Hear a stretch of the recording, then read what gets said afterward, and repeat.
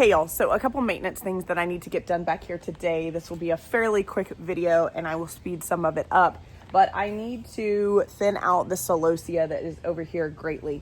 This celosia gets very large and there are thousands of self-seeded celosia in this bed. So it's gonna look really harsh when I get done with it because I might leave 10 celosia plants in this bed altogether, and really that's kind of pushing it because celosia is this variety of celosia, and I did not plant this. It self-sowed at some point and I let it grow because I could tell it was celosia, and now I've had it for 2 years in a row and the bees really love it in dearth. But this variety, I think it's Cook's. I'll look it up and I'll put it on the screen. I've looked it up before, but I can't, the name eludes me right now. But yeah, we'll get all this cleaned up. We'll get it cleaned up around the lavender, have some volunteer tomatoes that we'll let do their thing in this bed as well. This bed is a little bit of a hodgepodge of things. Got some poppies back here. There's tomatoes, there's lavender and celosia and sage in this bed. So we'll get that done. The amaranthus over here needs to be thinned out. Love Lies Bleeding is what that is. The cosmos don't have their second set of true leaves yet, so I cannot pinch those. The dahlias back here, they need to be pinched. The zinnias over here, they do not have their second set of true leaves yet, but they do need to be thinned out a little. And then I think honestly that may be it. So this is my least favorite part, is thinning out and pinching, but it does need to be done and it will pay dividends in the long run. So let me get my camera set up and we'll go ahead and just start over here on the zinnias. Okay, so when I thin things out, I think for me it's just a little bit easier to use my Felco 321s instead of like pulling these out to where I disturb the root system of some of the other things that are around them. But I'll just go through here and just clip at the base, see what ones that I would like to keep. I'll keep some of the bigger ones, obviously, they're a little bit further along.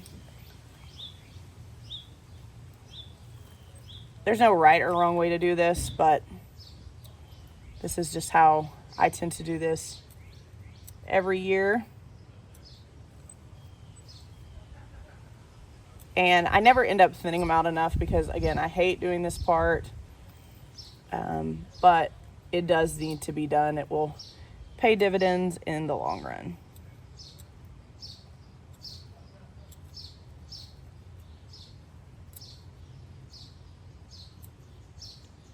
I will leave these in here also and kind of let them compost as well.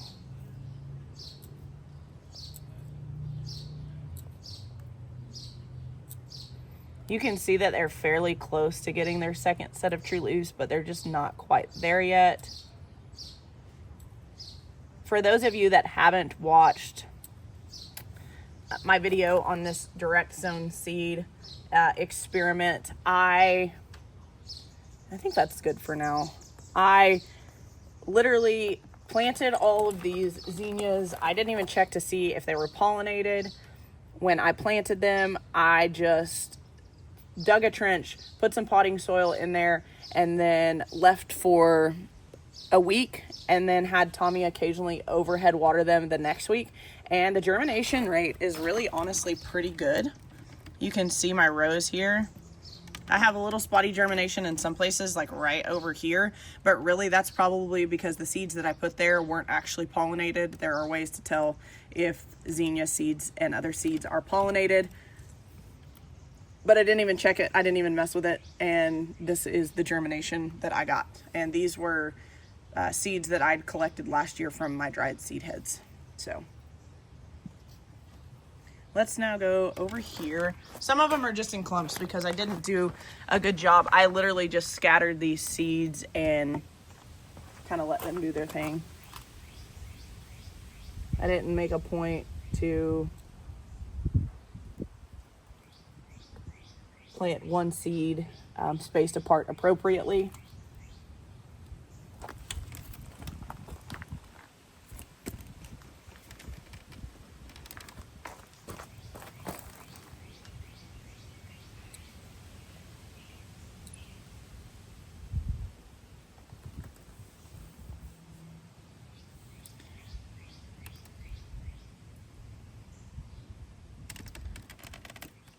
All right, well, let's move on now. Let's go pinch the dahlias, because I think these are thinned out enough at this point. And I forget what all varieties were in here, but I did have a Benary's Giant Purple come up over here. And it's outside of the bed, but I left it. And then there's one coming up here. Benary's Giant Purple is what I typically planted on this end, and the leaves look similar. So I just pinched that right before I started this video. Okay, and so as far as dahlias go, my rule of thumb is to pinch above 3 or 4 leaves. You want to wait till they're about 8 to 12 inches tall and have at least 3 or 4 sets of leaves. So this this dahlia right here is doing a really good job of already sending off some side shoots. So the benefit of pinching anything is that you will have a stronger, sturdier stem, and you'll get more offshoots that allow you to get more blooms. So bloom production is the reason I do this, and also technically for the stronger stem, we live in a very windy area. So I just kind of make again, this variety is doing a great job of sending off offshoots. So I'm just gonna go up here, right here, and pinch. It's painful to do, it's hard to do. You can see there's some offshoots that I cut off here, but this will give me better bloom production. So I am going to do that exact same thing on all of these. I'll do another close up here. This one's a little bit better because this one you can see right here, it doesn't have any offshoots. It's kind of starting, but not really. So I'll go 1, 2, 3, and then I'm going to pinch right here. I didn't take a lot off, and you don't have to take a lot off. You just need to pinch that leader. This is probably hard to see. It's hard for me to get my camera close enough here. So 1, 2, 3, and then there is a center right here, and I'm just gonna pinch that out. Again, it doesn't have to be much, doesn't have to be as much as I took off the first one. It can be as little as this, depending on how far your plant is along. I should have pinched some of these bigger ones a little while ago, but I never got around to it. So 1, 2, 3, 4. Come here in the middle right here, pinch there.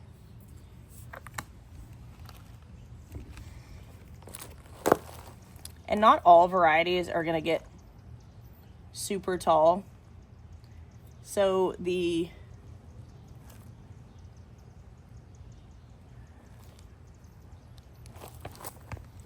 sturdy stem isn't going to be near as big of a deal on some of these lower growing varieties, but 1, 2, 3, 4, I'm going to pinch right here.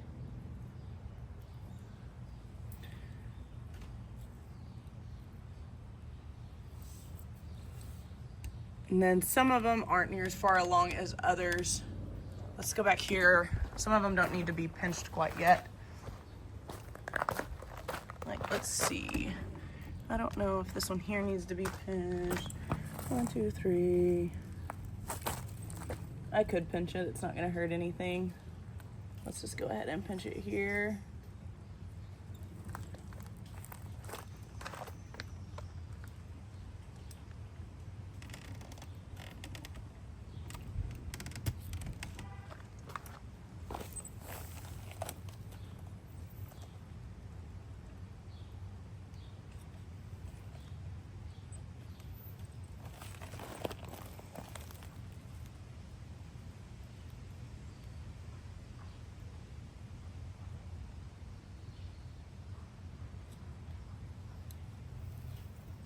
You can also do this with your fingers. You don't have to do it with any type of tool. I just prefer these 321 Felcos just because they will get down into some tight spaces because they're fairly pointed. All right.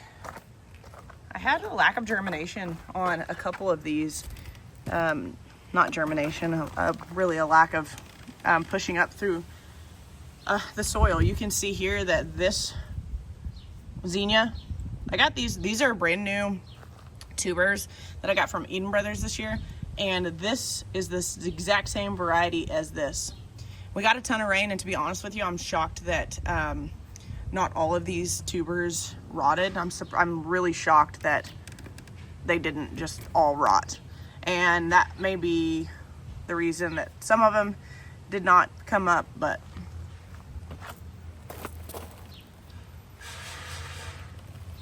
I'm gonna pinch this one right here.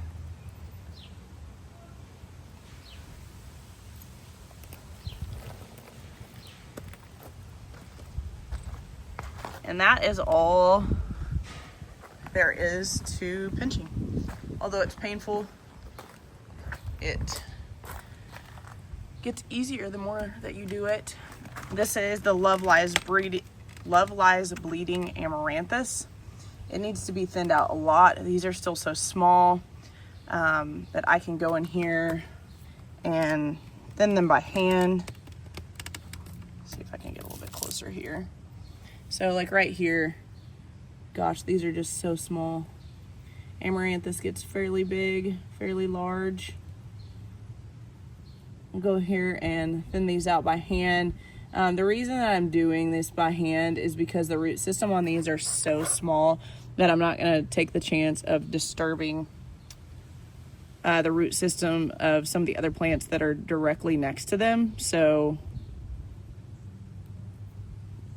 that's the reason why I didn't do that over there on the zinnias. I didn't want some of those closer plants to be, the roots to be disturbed.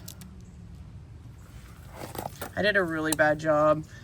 These seeds are super small, and I did a really bad job at spreading them out. When I came through and did this, I was in a big hurry, and I didn't do a very good job.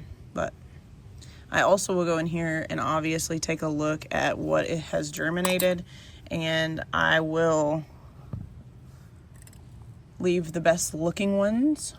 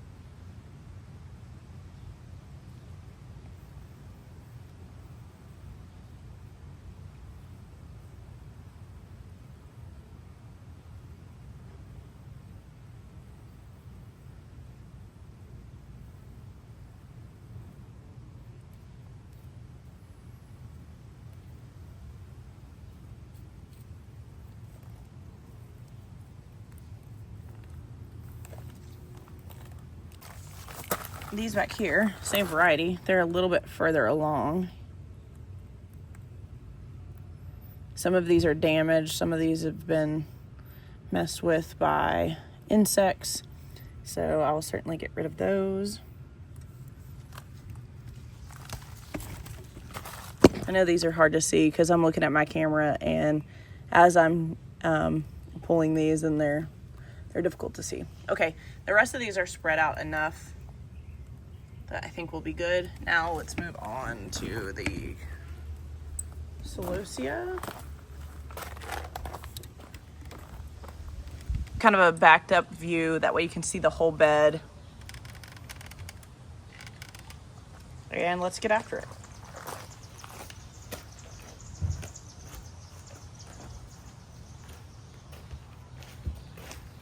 All of the celosia around this lavender is going to come out.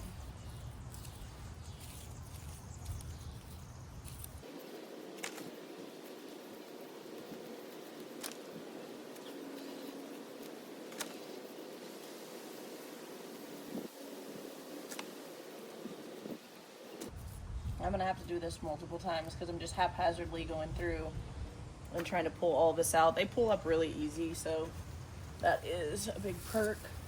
Some places are a lot more heavily seeded than others, but just thousands upon thousands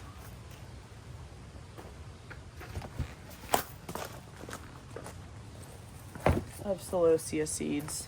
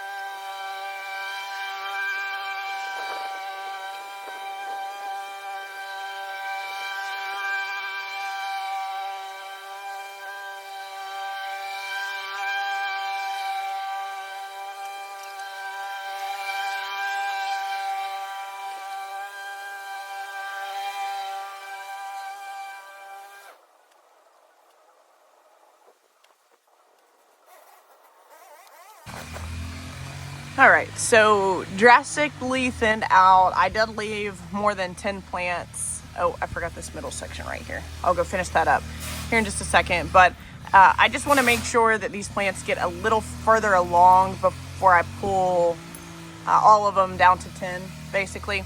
So I don't have any reason to believe that these celosia won't do well. They're a very tough plant. They did great back here for me last year, but just in case I lose a couple for some reason, I thought I would leave a few more than 10. So I'm gonna clean this up right here and then we'll be finished up.